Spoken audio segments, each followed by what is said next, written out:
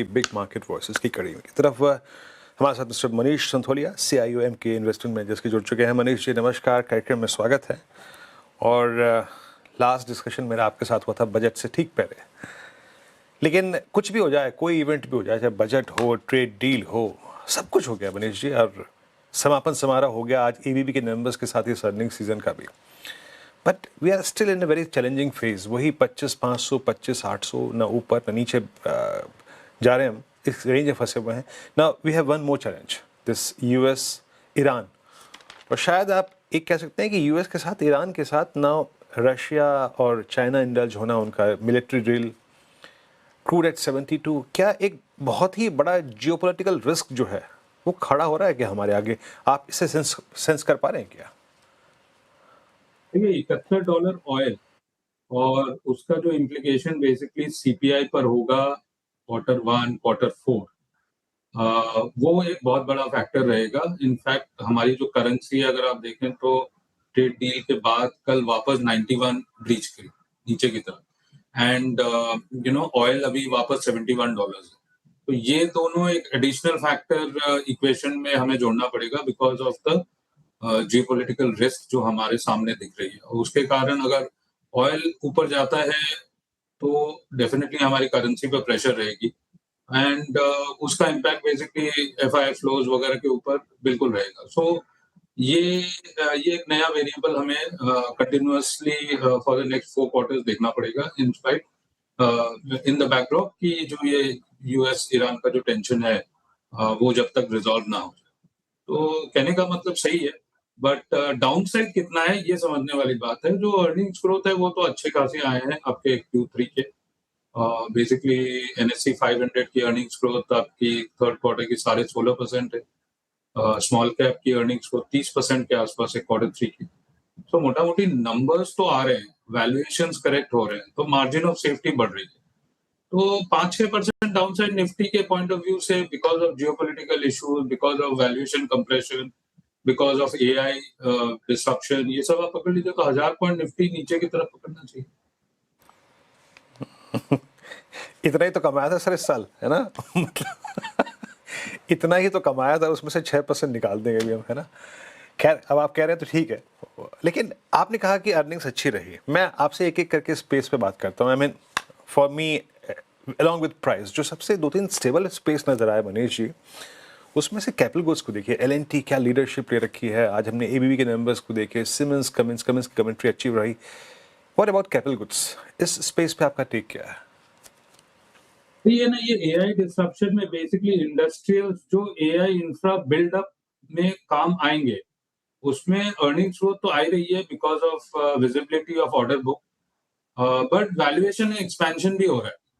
तो जितनी भी कंपनी जैसे कोई जनरेटर बनाती है या आपकी आपकी डेटा सेंटर्स बनाती है, और आपको value chain data centre is a big thing in today's context. जो हम बात करते हैं डेटा सेंटर में इंडिया थोड़ा पीछे रह गया है, तो वहां पर अगर आप देखें तो 50% जो वैल्यू एडिशन है वो आपकी GPUs की होती है, 30% आपकी रैम की मेमोरीज की होती है, और बैलेंस 20% में सब कुछ इंक्लूड होगा। बेसिकली डेटा सेंटर क्रिएशन भी इंक्लूड होगा, केबल्स भी इंक्लूड होगा, नेटवर्किंग भी इंक्लूड, HVAC, एयर कंडीशनिंग सब इंक्लूड होगा।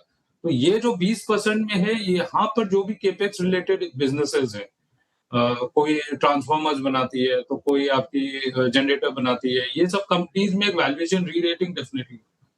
और ये आने वाले दिनों में भी थोड़ा बहुत इम्पैक्ट जरूर रहेगा। तो वैल्यूएशन को देखते हुए पिक एंड चूज डेफिनेटली है। ओके, कैपिटल गुड्स पे पॉजिटिव है। मनीष जी गुड मॉर्निंग, श्रेया बात कर रही हूँ। बाजार पर हम बात करें और IT का जिक्र ना हो, ऐसा हो नहीं सकता, क्योंकि जिस तरीके से यहाँ पर गिरावट देखने को मिली है पिछले कुछ सेशन में, फरवरी की शुरुआत से इनफैक्ट। लेकिन जो मार्केट है मनीष जी वो काफ़ी डिवाइडेड है। एक बड़ा तबका ये मान के चलता है कि IT स्पेस की जो प्रॉब्लम है नियर टर्म है और आगे चलकर सब ठीक हो जाएगा, लेकिन एक बड़ा तबका ये भी मानता है कि नहीं, अभी AI के बाद IT में बहुत ही डिस्ट्रप्शन होने वाला है और अभी वेट करना चाहिए स्पेस को लेकर। आप कहाँ स्टैंड करते हैं और आपका क्या व्यू है IT को लेकर? देखिए, इंडियन IT सर्विसेज कंपनीज की जो रेवेन्यू मॉडल है वो एकदम ऑफ द क्लिफ नहीं गिर सकती है, ग्रेजुअल डिक्लाइन होगी। और एआई जो डिसरप्शन है उसमें टाइम एंड मटेरियल जो बिजनेस मॉडल है वो थोड़ा डिफंक्ट हो जाएगा। तो समझने वाली बात ये है कि एआई के यूसेज से इंडियन आईटी कंपनीज की रेवेन्यू ग्रोथ कितनी होगी और मार्जिन्स क्या रहेंगे और इन दोनों का इम्पैक्ट प्रॉफिट आफ्टर टैक्स पर क्या रहेगा। तो लॉन्ग टर्म में तो मुझे अच्छी खासी बिलीफ है कि इंडियन आईटी कंपनीज अडेप्ट कर लेगी एप्लीकेशन लेयर को एआई की। शॉर्ट टर्म में आप क्या करेंगे? तो कहने का यही मतलब है आपको मार्जिन ऑफ सेफ्टी सब खोजनी पड़ेगी। तो मार्जिन ऑफ सेफ्टी कैसे बिल्डअप किया जाए कि 5-6% अर्निंग्स ग्रोथ आने की थी इंडियन आईटी सर्विसेज कंपनीज की, आप उसको जीरो कर लो कि बिकॉज ऑफ एआई डिसरप्शन इस साल FY27 और FY26 बहुत बड़ी आशा बनी थी कि FY27 में आईटी सर्विसेज कंपनीज की रेवेन्यू ग्रोथ अच्छी होगी, but because of AI disruption, Anthropic, open AI, ये रेवेन्यू मॉडल अब डिसीजन मेकिंग में डिले क्रिएट कर रहा है। तो रेवेन्यू बहुत ज्यादा ग्रोथ नहीं आएगी, मार्जिन में इंपैक्ट होगी क्योंकि जो भी एफिशिएंसी गेन्स आपकी एआई की है वो क्लाइंट अपने लिए रखेगा। मार्जिन पास थ्रू तो इंडियन आईटी सर्विसेज कंपनीज को नहीं मिलने वाले। तो अगर आप जीरो ग्रोथ बिल्डिंग कर लें तो क्या वैल्यूएशन होना चाहिए? अगर 6.5-6.7% की 10 ईयर जीसे यील्ड है तो वो जीरो ग्रोथ एसेट क्लास है। तो 15-16 के पी में बेसिकली आपकी रॉक बॉटम प्राइसेस हो जानी चाहिए इंडियन आईटी सर्विसेज की, ऐसा मेरा मानना है। पर लॉन्ग टर्म में मेरा यही समझ है कि इंडियन आईटी सर्विसेज कंपनी जो पिछले डिसरप्शंस में भी अडेप्ट कर ली थी अभी भी अडेप्ट कर लेगी, पर it is a question of short term versus long term valuation standing और वैल्यूएशन डी रेटिंग। आज के माहौल में मुझे ऐसा लगता है कि वैल्यूएशन डी रेटिंग कंटिन्यू होता चला जाएगा क्योंकि कोई भी बाइंग इम्पेटस दिख नहीं रहा है, जो कि ऐसा तो लग रहा है कि 50 के पी के स्टॉक अब 20 के पी के नीचे है, तो कहीं तो फ्लोर होगा। तो वो फ्लोर को अगर आप क्वांटिफिकली बिल्डअप करें तो 15-16 के पी में सब कुछ बॉटम आउट हो जाना चाहिए। डी ग्रोथ तो नहीं दिखता है, जीरो ग्रोथ में 15-16 के पी जस्टिफाइड। ओके, ठीक है। तो ये आईटी पे व्यू हो गया मनीष जी आपका। हमने कैपिटल गुड्स स्पेस पे बात की, लेकिन पीएसयू बैंक्स जिस तरीके से स्ट्रेंथ दिखा रहे हैं मनीष जी, तो बैंकिंग पर आपका क्या व्यू बन रहा है? और अगर मैं आपसे पूछूं private bank versus PSU banks, तो कहाँ पे पलड़ा भारी नजर आ रहा है आपको और आपका झुकाव किस तरफ? दोनों जगह थोड़ा इक्वली वेटेज रहना चाहिए। पीएसयू बैंक्स में डीप वैल्यू है, इनफैक्ट थर्ड क्वार्टर के नंबर्स वगैरह भी अच्छे खासे ही थे और valuation public sector private sector bank से सस्ते हैं। तो डेफिनेटली यहाँ पर large private sector banks, large public sector banks है, इवन सम नीश पीएसयू बैंक में बिल्कुल बने रहना चाहिए और लेना भी चाहिए। और जो प्राइवेट सेक्टर बैंक्स है उसमें तो सब गिने चुने नाम है, बेसिकली 4 या 5 आप टॉप प्राइवेट सेक्टर बैंक्स में जहां भी वैल्यूएशन कंफर्ट है, ICICI bank, HDFC bank, Kotak, ये पैकिंग ऑर्डर में एलोकेशन तो है basically both private sector and PSU. Financial services space थोड़ा सा ओवरवेट स्टांस है पोर्टफोलियो में। ओके, अब आते हैं एक दो पॉकेट्स और पे मनीष जी, जो शायद रिसेंटली ड्रॉप हुई थी, लेकिन नंबर्स में और उनकी कैपेसिटी एडिशन में कोई अगर आप देखें अंतर नहीं आया। और मैं इस लिहाज से सबसे ऊपर रखूंगा हॉस्पिटल स्टॉक्स, हेल्थ केयर में हॉस्पिटल स्टॉक्स। आप चाहे मैक्स को देख लीजिए, फोर्टिस को देख लीजिए, अपोलो को देख लीजिए। इस स्पेस पे आपका टेक, या फिर आप इसमें थोड़ा सा डायग्नोस्टिक को भी शामिल करना चाहेंगे? नहीं, हेल्थ केयर ओवरवेट स्टांस है, उसमें हॉस्पिटल्स में और भी ओवरवेट स्टांस है क्योंकि ये एन्युटी बिजनेस मॉडल्स हैं जहां पर आपकी कैपेसिटी एडिशन, बिकॉज पूरे सिस्टम में demand is more than supply, ये तो कहने वाली बात है। तो जितना आप कैपेसिटी एडिशन करेंगे और जितनी आपकी मैच्योर हो जाएगी हॉस्पिटल, उसमें उतना ही ज्यादा मार्जिन बनेगा। तो आने वाले दिनों में बस इसमें यही देखने वाली है हॉस्पिटल सेक्टर जो है लॉन्ग टर्म में क्या मल्टीपल्स में ट्रेड होते हैं। Basically 20 time EV to EBITDA में जनरलाइज्ड एक हॉस्पिटल का वैल्यूएशन होना चाहिए।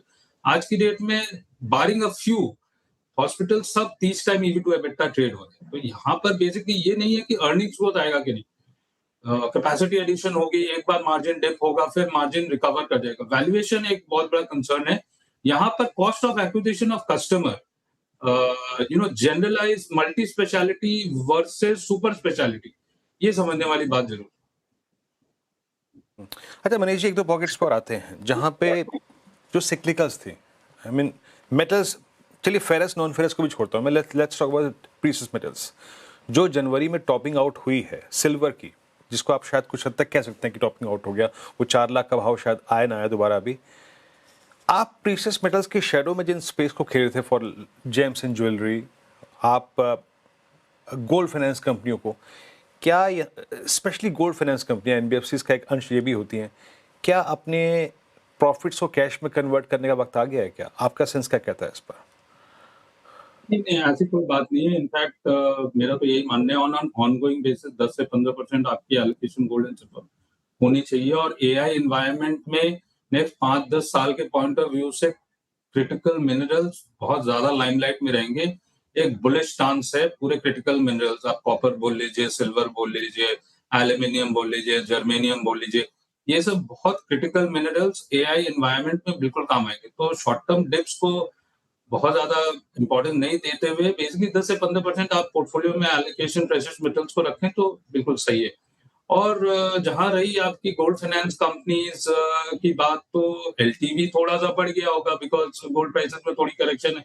ऐसा कोई स्ट्रक्चरल स्टोरी उसका डीरेल हो चुका है ऐसा तो नहीं लगता। इनफैक्ट बाइंग अपॉर्चुनिटी होगी डिक्लाइन में, and so be the case even for micro finance companies. एक नया साइकिल शुरू हो रहा है माइक्रो फाइनेंस में भी, गोल्ड लोन्स वगैरह की जो मिक्स रहती है। तो that point of view I think मेरा तो पॉजिटिव स्टांस है इस स्पेस में। ओके, काफ़ी पॉजिटिव है आप प्रेशियस मेटल्स और पूरे गोल्ड फाइनेंसिंग स्पेस को लेकर। बहुत शुक्रिया मनीष जी, आज हमारे साथ जुड़ने के लिए, तमाम सवालों के इतने अच्छी तरीके से जवाब देने के लिए बहुत शुक्रिया आपके वक्त के लिए।